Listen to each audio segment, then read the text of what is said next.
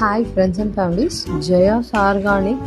இது மில்லட் சத்து மாவு கஞ்சி மிக்ஸ். இது மில்லட் சத்து மாவு கஞ்சி மிக்ஸுன்றதை விட நம்ம பாரம்பரியத்தை மறந்ததை நம்ம வந்து புதுசாக கொண்டு வந்திருக்கோம். இதில் என்னென்ன பாரம்பரியமான அரிசி வகைகள் இருக்குது அப்படின்றத நான் வீடியோவில் கண்டிப்பாக உங்களுக்கு நான் காட்டுறேன். நான் என்னென்ன ஆட் பண்ணியிருக்கேன் அப்படின்றத.